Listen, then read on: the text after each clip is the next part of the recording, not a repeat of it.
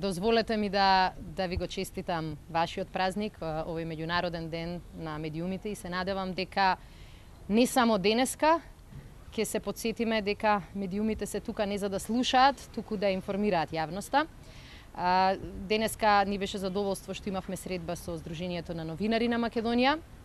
Ја споделивме нашата загриженост дека Македонија за куз временски период падна од 34-то на 68-то место на тема слобода на медиуми.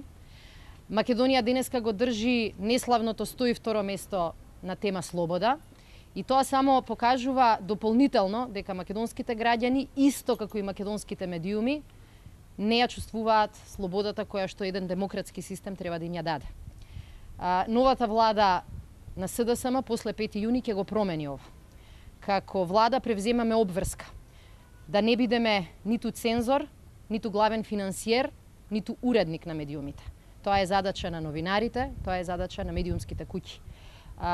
Нашата влада нема да ги пишува прилозите, нашата влада нема да ги одобрува прилозите, туку напротив ќе даде шанса новинарите и јавноста да видат каде одат државните пари, како се трошат, дали одговорно или неодговорно. Тоа е промена која што ја гарантираме од 5 јуни и промена која што мислам дека во многу ќе ја промени и медиумската сфера, но и чувството кај граѓаните. Денеска дополнително разговаравме и за уште еден голем проблем, а тоа е финансискиот притисок кој што се прави врз секој новинар кој што работи во Македонија. Заканите за казни, за клевета, за оцрнување, за дезинформации представуваат уште еден инструмент кој што власта го користи секојдневно.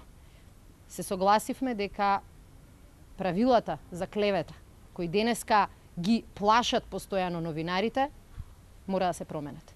И ние се согласивме дека после 5 јуни новата влада на СДСМ веднаш ќе пристапи кон измена на овие законски одредби и ќе овозможи не новинарите, туку медиумите да бидат тие кои што ќе носат одговорност, и при тоа таа одговорност нема да има финансиска цифра со која што тие ќе бидат под притисок. Ова се само дел од ветувањата и делот од обврските кои што ги превземавме со новата програма. Јас не сакам многу да зборувам за нашата предизборна програма, заради тоа што во следните денови тема по тема ќе сакаме да информираме јавноста и сите вас. Меѓутоа, главните пунктови денеска почнавме со нив. Значи, во глобала, Македонија ја гледаме како држава во која што мора слободата и правдата да се вратат на граѓаните. Затоа излегуваме со навистина голем број на економски, но и на социјални мерки и еден дел на политички инструменти со кои што ќе ги ослободиме медиумите од притисокот, ќе ги ослободиме граѓаните од стравот и ќе ја вратиме државата таму каде што е местото, да се придржува до законите и до правилата. Зашто одлучивте да ставите новинари на кандидатските листи? Дали мислите дека со тоа се различува или следува прашање слободата и независноста со тоа што во вчерашни новинари сега се одеднаш кандидати за пратеници од одредена партија? Новинарите во Република Македонија, како и во секоја друга држава, прво се граѓани, а потоа новинари. И како такви, ниту ние, ниту некој друг треба да им ги земе правилата и можностите кои што стојат. Јас само сакам да ве потсетам дека, например, предпоследниот, не сегашниот, туку предходниот комесар од Бугарија и една моја поранешна колешка, министер за европски прашања, ја почна својата кариера како новинар, дури потоа влезе во политика. Ќе ве потсетам дека главниот преговарач во име на наша блиска Хрватска е поранешен новинар кој што влезе на политичката сцена. Нема проблем кога новинарите јасно и гласно ќе се декларираат дека застанале зад одредена политичка програма. Тие тој чесен однос им го должат на граѓаните.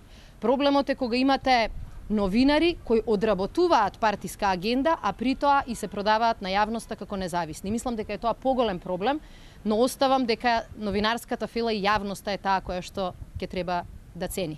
Ние сметаме дека граѓани и кандидати кои што се бореле и за демократија и за повеќе права на граѓаните можат да бидат и новинари и можат да бидат утре и добри носители на функции. Меѓутоа, тоа треба да го прават честно и одговорно, а не криејќи се зад нечии објективни или новинарски фасади. Точно ли е дека во програмата предизборна сте предвиделе спорот за името, односно евентуалното решение да го ставите на референдум? По прашањето на името имаме многу прецизна формулација, ќе можете и сами да ја видите. Прво сметаме дека Република Македонија ја изгуби својата активна и многу посилна улога во преговорите. Сметаме дека во интерес на нашите граѓани, на нашата држава, на нашиот и идентитет е Македонија да ја врати таа своја активна позиција, таа да ги диктира условите, а не само да чека како пасивен фактор. Второ, сметаме дека на прашањето на името никој од нас нема право да печели политички поени. Трето, од тие причини сметаме дека политичките партии им должат на македонските граѓани по ова прашање да постигнат консензус. И ние, за разлика од владата на Груевски, нема да ги делиме партиите ниту граѓаните, туку ги седнеме на една маса и ќе побараме ова прашање да го решиме во наша полза. Бидејќи оваа тема долго време се дискутираше и бидејќи во јавноста се подели уште една тема на која што се делиме, дали ќе има или ќе нема референдум, ние сакавме да ставиме крај на овие дополнителни поделби. Наместо да се караме дали ќе има или нема да има референдум, ајде да најдеме решение кое што ќе биде во полза на Македонија. И ние тоа ќе го направиме. Како знак на таа наша не добра волја, туку отвореност за барање на добро решение, кажавме дека таквото решение, усогласено помеѓу сите главни политички партии, сметаме дека ќе биде добро да биде ставено на референдум. Ви благодарам и пријатно.